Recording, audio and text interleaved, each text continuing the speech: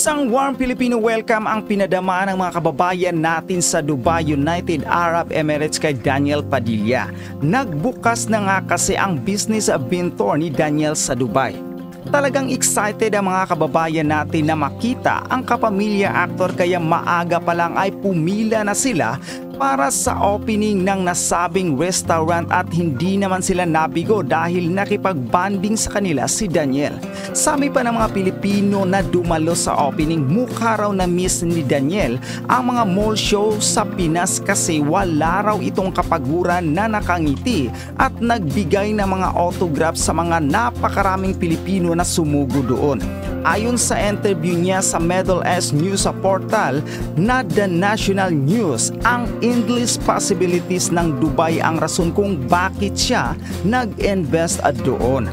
Mukhang enjoy na enjoy si Daniel sa pagiging businessman at recently nga ay wini-welcome siya sa isang bonggang private party kung saan tinawag siyang Dubai's newest spices. Samantala may mga nagkomento rin na kahit hiwalay niya sina Daniel Padilla at Catherine Bernardo ay patuloy pa rin na dinumog pinagkakaguluhan ang aktor kahit saan magpunta.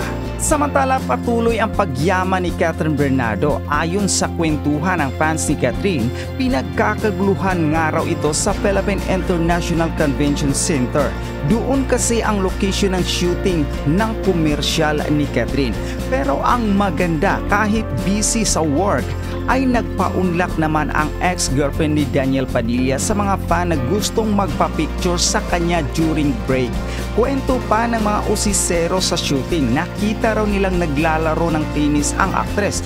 Party raw ito ng eksenang kinunan nitong Martes ng umaga.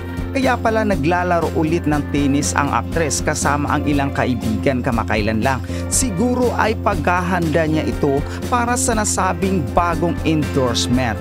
2 days ago nga ay pinusuan ng mga netizen ang mga photos na kumalat sa ex-actress habang naglalaro si Catherine ng tennis. Anyway, parami ng parami at palaki ng palaki ang pamilya ni Catherine. Pamilya kasi ang turing ng kapamilya phenomenal star sa mga ini-endorso niyang produkto. At dinig na dinig nga rin naman na mas marami pang bagong endorsement at renewal ng contract ang dapat abangan ni Catherine. Samantala ito ang inaabangan ng lahat, dumalo si Alden Richards sa Eastwood City Walk of Fame bilang suporta sa kanyang mga kaibigan sa GMS7. Pero syempre nandun din siya dahil ang multimedia company niyang Mewid Entertainment ang nag-handle ng event na yon. At sa interview sa kanya ng mga TV reporter tulad ni MG Macfori, inusisa si Alden kung may aasahan na ba ang mga fan na movie sa kanila ni Catherine Bernardo. Ang dami na nga kasing nag-aabang na magsamang muli sa isang pelikula ang Kat din dahil bitin na bitin pa sila sa unang pelikula ng dalawa, ang Hello Love Goodbye. At syempre ramdam na ramdam mo ang excitement kay Alden sa sagot na yon para sumigaw ng upcoming soon. At syempre todo react ang mga fans sa sagot na yon ni Alden. Super push nga sila na ituloy na ang project kung ano man yon ang coming soon. Super tag nga ang mga fans kay Catherine Bernardo sa interview na yon kay Alden. At oo nga naman, walang imposible, lalo na at bongga naman talaga ang tandem nila. Aba naman, si Catherine Bernardo at si Alden Richards. Naku, ito yung kilig match para sa kanilang mga tagahanga. Di ba, kaabang-abang to at malapit na pala. Oo, Nay, talagang laging pag nakikita si Alden, laging si Alden tinatanong, pinupunti rin na kailan ang Catherine movie. Laging sasagutin ni Alden, coming soon, biglang tatawa. Alam mo yun, nakaka-excite. At ang sabi naman ni Alden, pag tinawagan daw siya ng production at ni Direk na magkakaroon na nga sila uli ng sequel ng Hello Love Goodbye, iiwanan niya lahat ng kanyang ginagawa. Magpapaalam siya sa mga natanguan niya para bigyan ito ng espasyo at matapos. Yung last frame nun, di ba? Nakatingin si sa airport. Airport. Hindi, nakatingin siya dun sa schedule ng flight. Parang pupunta siya ng Canada, di ba? Yes. Ako sana sa Canada nga, sa Canada nga sana ang shooting. O para ayan. ang Oo, tropa ni Rhea Reyes, saan man kayo doon, pupuntahan kayo, taasikasuhin. ang ganda, Diba? diba? Una, Hong Kong, tapos Canada. Ay, ang ganda ng ano. Napakaganda. Susunod. Basta napakarami po talagang humihiling.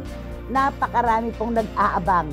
Napakaraming nananabik na po sa muling tambalan ni Alden Richards at Catherine Bernardo. Alam naman po natin kung paano nilang winasak ang takilya sa pamamagitan ng Hello, Love, Goodbye.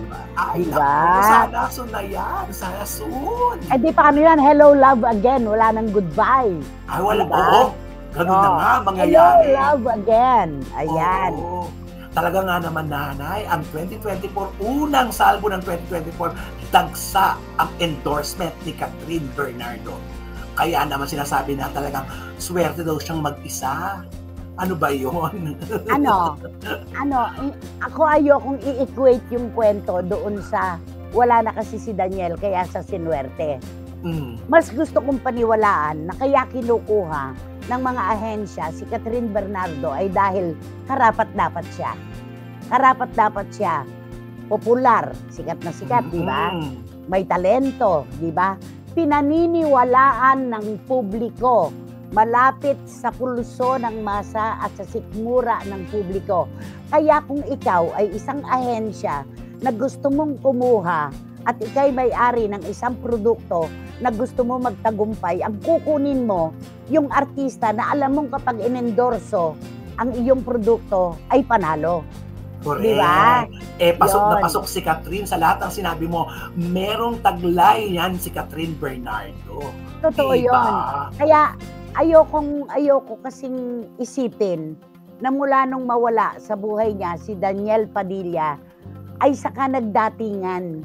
Napansin na lang natin itong mga bagong nagdatingan na oportunidad kay Catherine dahil wala na nga sila ni Daniel. Pero ang pinakaugat ng lahat ng ito, Catherine delivers. Yun. Ayun. Nagde-deliver siya. May talento siya. May malakas siyang hatak sa publiko. Pag ikaw ay nag-endorso ng produkto, dapat pre-sold. Di ba? Dapat alam mo. At si Daniel naman, di ba, may bago rin daw negosyo na binuksan sa Dubai.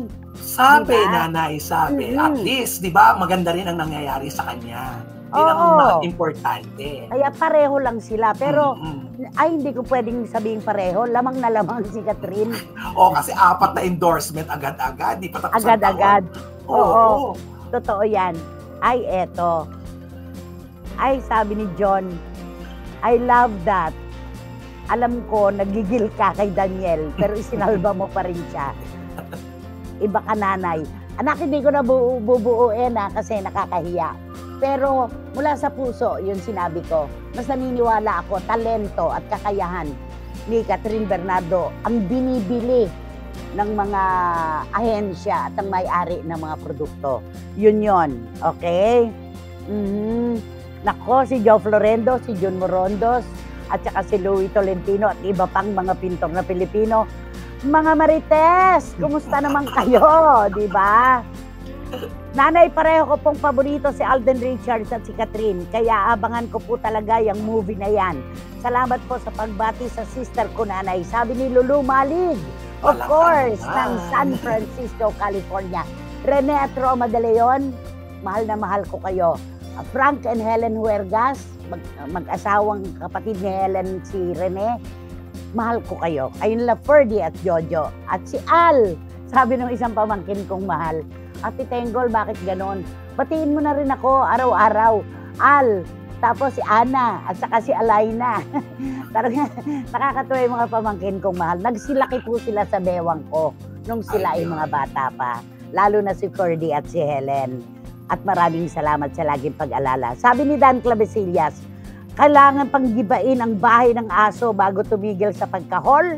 O ngayon, tigil na kayo at wala na ang tahanan nyo.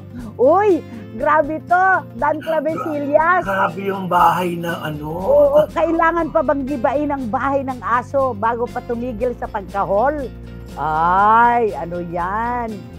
Ay nako, Dan Clavesillas, natutuwa ako sa iyong text. Tita, napakabait na anak ni Catherine, kaya full of blessings siya, sabi ni Tita Nene Olanday. Yun, isa pa yun. Ayan. Di ba? Isang napakagandang ehemplo kasi dahil siya'y mabuting anak, di ba? Sabi ni John. Yung credibilidad, nanay, di ba? Iba kasi yung credible Imahe. ka. Oo, yung imahe. Iba Ito, yun. itinaas na ni Sioni Sebastian ang dalawa niyang kamay. Ang sabi niya, tama po kayo, nakakasawa na rin po kasi. Sabi niya. Ang hirap nga naman magdepensa ng tao na hindi naman nagbabago, di ba? Catherine Bernardo, sabi ni Ching Bautista Silverio, Catherine Bernardo has this wholesome image. That's why she's popular to advertisers. Tama! Di ba? Ba't ako kukuha? Kung ako may-ari ng produkto, ba't ako kukuha ng artista na wala namang kawaii sa publiko? Di ba? True.